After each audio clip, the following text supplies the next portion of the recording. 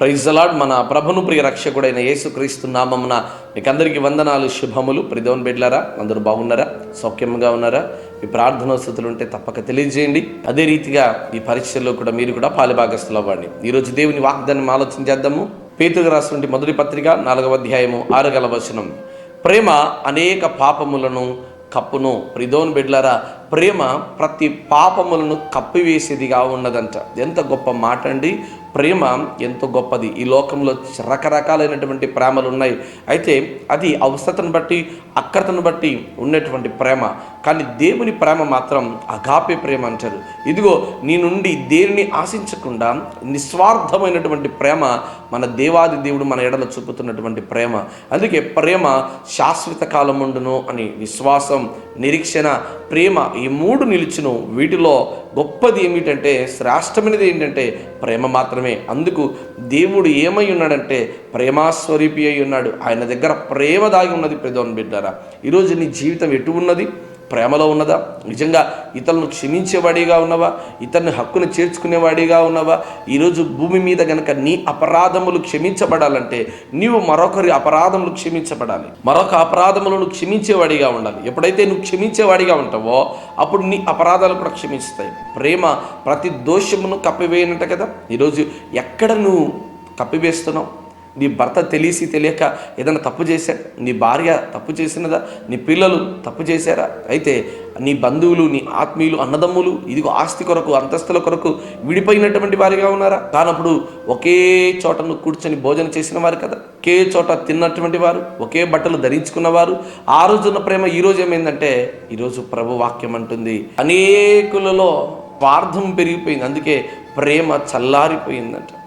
స్వార్థం, ఈరోజు స్వార్థం అనేది ఎక్కువైపోయింది. ఆ స్వార్థంను బట్టే అనేక మంది జీవితంలో ప్రేమ తగ్గిపోయింది, ప్రేమ కరిగిపోయింది. ఒకవేళ నువ్వు ఆ స్థితిలో ఉన్నావేమో, క్షమించలేని స్థితిలో, నేను చావనైనా చేస్తానేమో కానీ ఒకరిని క్షమించని అంటున్నావేమో. అయితే వాక్యం అంటుంది నువ్వు మరొకరిని క్షమిస్తేనే దేవుడు నీ అపరాధాలు కూడా క్షమిస్తాడంట. ఇదిగో యాకోబు వాళ్ళ అన్నను ఎన్నోసార్లు మోసం చేశాడు.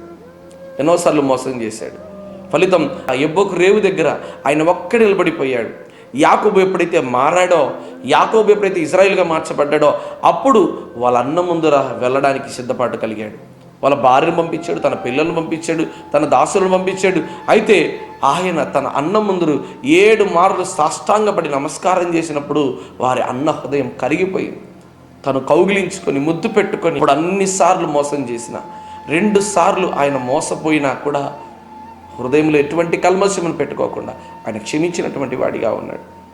వ్యభిచారమందు పట్టబడినటువంటి స్త్రీని తీసుకొని వచ్చి అందరూ రాళ్లతో కొట్టి చంపాలనుకున్నారు. కానీ ప్రభు క్షమించాడు. కారణం ఏంటి తెలుసా? ప్రేమ. దేవుడు ప్రేమై ఉన్నాడు. తన బిడ్డలు ప్రేమించేవాడే, క్షమించేవాడే ఉన్నాడు. చివరి శ్వాసలో కూడా ఒక బందిపోటు దొంగ యేసుప్రభు వారిని ఎంతో దూషించారు ఇద్దరు కూడా. కానీ మరొక దొంగ అడుగుతున్నారు, ప్రభువా నీకు ఇష్టమైతే నీ రాజ్యమును జ్ఞాపకం చేసుకుంటే తప్పకుండా నీవు నేడు నాతో పరదేశంలో ఉండేది అన్నాడు. కారణం తెలుసా? ప్రేమ. తండ్రి వీరేమి చేయించిన వీరు ఎరుగరు గనక వీరు క్షమించమన్నాడు. దేవుడు ఈ లోకాన్ని నేర్పిన పాఠమే క్షమించడం, ప్రేమించడం. అందుకే నిన్ను వలె నీ పొరుగువారిని ప్రేమించమన్నాడు కదా. ఈరోజు నీ పొరుగువారిని ప్రేమిస్తున్నావా? ఎవడైతే తన సహోదరుని ద్వేషిస్తాడో వాడు నరహంతకుడు. ఏ నరహంతకు నీ దగ్గర నిత్య జీవం ఉండదంట. ఈరోజు నువ్వు నిత్య జీవంలోనికి వెళ్ళాలంటే ప్రేమ కలిగినటువంటి వాడిగా ఉండు, క్షమించేవాడిగా ఉండు, ఆదరించేవాడిగా ఉండు. అప్పుడు నీ జీవితం నిండుగా మనసారా దీవించబడుతుంది, ఆశీర్వదించబడుతుంది. ఈరోజు నువ్వు క్షమిస్తావా? తప్పకుండా నిన్ను కూడా, నీ అపరాధాలు కూడా నా దేవుడు క్షమించేవాడైనాడు. కనుక ఈరోజు ప్రేమ శాశ్వత కాలం ఉంటుంది. ప్రేమ ప్రతి దోషమును కప్పివేస్తుంది. కనుక ఈరోజు నీ ఎదుట చేసిన ప్రతి పాపాన్ని, ఇదిగో ఎవరైనా నీ ఎదుట నిన్ను బాధ పెట్టారా? అయితే ప్రేమతో క్షమించు, దేవుడు నిన్ను కూడా క్షమిస్తాడు. అట్టి మంచి ప్రేమ కలిగిన హృదయం దేవుడి ఉదయకాలం ముందు నీకు అనుగ్రహించును గాక. ఆమేన్.